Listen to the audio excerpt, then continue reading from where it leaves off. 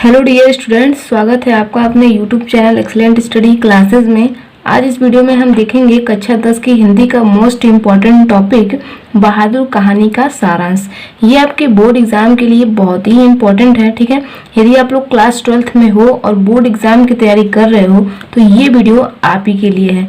आप यहाँ पे खुद देख सकते हैं कि ये क्वेश्चंस कितने महत्वपूर्ण हैं, कितनी बार ये क्वेश्चंस पूछा गया है आपके बोर्ड एग्जाम में। ठीक है, तो आप खुद देख सकते हैं और ये आपके बोर्ड एग्जाम में 5 अंक का पूछा जाता है। ठीक है, तो ये वीडियो आपके लिए बहुत ही इम्पोर्टेंट है, तो वीडियो को बिल्कुल भी स्किप मत कीजिएगा, वीडियो को लास्ट तक जरूर देखिएगा। ठीक है स्टूडेंट्स, यदि आप लोग बोर्ड एग्जाम की तैयारी कर रहे हो तो इस चैनल को अवश्य सब्सक्राइब कर लीजिए, क्योंकि मैं इस वीडियो पर बोर्ड एग्जाम से रिलेटेड जो महत्वपूर्ण चीजें हैं वो मैं आप लोगों को प्रोवाइड करवाती रहती हूँ। ठीक है, और आप हिंदी का कंप्लीट सिलेबस देखना चाहते हैं, पढ़ना चाहते हैं तो आप हमारे चैनल पर जाकर के पढ़ सकते हैं, वहां पर कंप्लीट तैयारी कराई गई है। ठीक है, तो चलिए अब हम वीडियो को स्टार्ट कर लेते हैं। ठीक है, उससे पहले यदि आप लोग चैनल पर नए हैं, ये चैनल को अभी तक सब्सक्राइब नहीं किया तो चैनल को सब्सक्राइब कर लीजिए। ठीक है, तो चलिए हम वीडियो को स्टार्ट करते हैं। स्टूडेंट्स, बहादुर कहानी का सारांश पढ़ने से पहले मैं आपको थोड़ा सा इस कहानी का सार बता देती हूँ। ठीक है, इस कहानी में एक बहादुर नाम का लड़का है। ठीक है, जो कि एक पहाड़ी बालक है। ठीक है, एक पहाड़ी बालक है ये जो बहादुर नाम का लड़का है। ठीक है, इसकी एक मालकिन है जिनका नाम है निर्मला। ठीक है, ये निर्मला जो है ये बहादुर की मालकिन है। ठीक है, आगे देखेंगे। और निर्मला का एक बहुत ही शरारती और उदंड बेटा है जिसका नाम है किशोर। ठीक है, तो निर्मला का जो बेटा है उदंड, बहुत ही उदंड है ये, इसका नाम क्या है, किशोर है।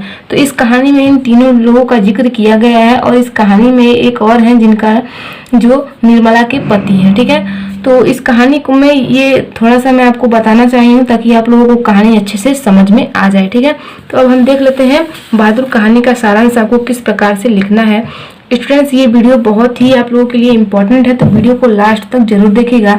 और ये कहानी बहुत ही इंटरेस्टिंग है, आप लोग अगर ध्यान से सुनेंगे तो ये कहानी आपको 1 से 2 बार सुनने में याद हो जाएगा। ठीक है, तो चलिए अब हम देख लेते हैं इस कहानी को। सबसे पहले आपको हेडिंग डालना है बहादुर कहानी का सारांश। ठीक है, ब्लैक पेन से आपको डालना है और इसमें लिखना है, आइए देखते हैं।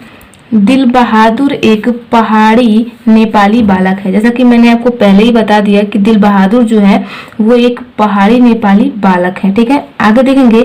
मैंने आपको बहादुर बताया था लेकिन यहाँ पे दिल बहादुर है। ठीक है, तो इससे आपको घबराना नहीं है, अभी आप वीडियो में बने रहिए, आपको सारी चीजें स्टेप बाय स्टेप समझ में आएंगी। ठीक है, आगे देखेंगे।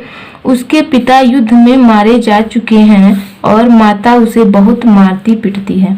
बहादुर, दिल बहादुर के जो पिता थे, ठीक है, उसके वो युद्ध में मारे जा चुके थे। ठीक है, युद्ध हुआ था तो उसमें वो मर गए थे और उसकी जो माता है वो बहुत उसे मारती पीटती है, मतलब उसकी जो मम्मी है वो उसे बहुत मारती है। ठीक है, आगे देखेंगे। इसीलिए वह माँ के रखे रुपयों में से 2 रुपए लेकर के भाग जाता है, मतलब उसकी मम्मी जहाँ पे पैसे रखती हैं उस पैसों में से वो 2 रुपए लेकर के भाग जाता है और एक मध्यम वर्गीय परिवार में नौकरी कर लेता है। 2 रुपए लेकर के भागता है तो एक मध्यम वर्गीय परिवार यानी कि मिडिल क्लास फैमिली में वह नौकरी कर लेता है। आगे देखेंगे।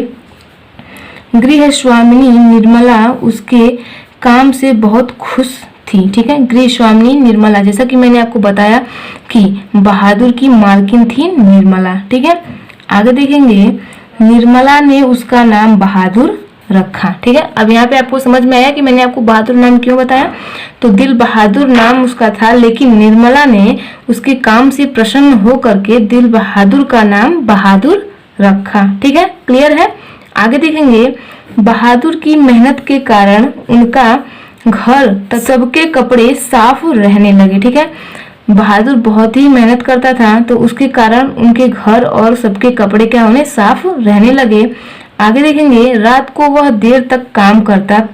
ठीक है, वो रात को बहुत देर तक काम करता तथा सुबह उठकर काम में लग जाता था, मतलब रात को बहुत ही देर तक काम भी करता था और सुबह उठ करके अपने काम में लग भी जाता था। ठीक है, आगे देखेंगे। रात को सोते समय पहाड़ी भाषा में गीत गुनगुनाता रहता था। जब वो रात को सोता था तो सोने से पहले वो एक पहाड़ी भाषा में गीत गुनगुनाता था। ठीक है, आगे देखेंगे।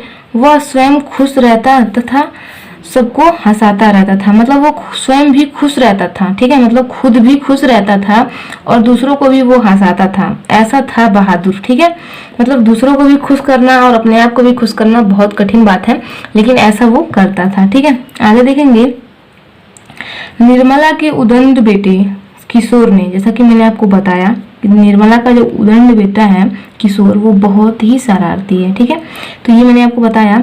तो निर्मला के उदंड बेटे किशोर ने अपने सभी काम बहादुर को सौंप दिए, मतलब वो जितना भी अपना काम था उसका, वो सारा काम क्या किया, वो बहादुर को सौंप दिया कि ले भैया अब तू यही कर, मतलब मेरा सारा काम जो है वो अब तू ही कर, ठीक है, तो इस तरीके से वो सौंप दिया।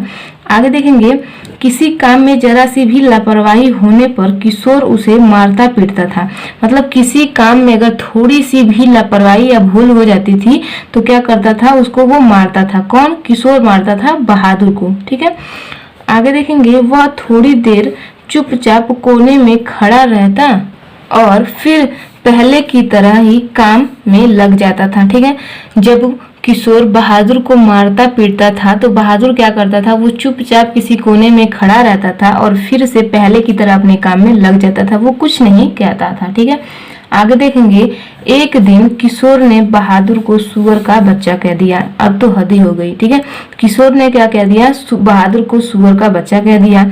बहादुर को ये बात सहन नहीं हुआ, मतलब जैसे ही वो उसको ये वर्ड बोला, ये शब्द बोला, तो बहादुर को यह बात सहन नहीं हुई, ठीक है।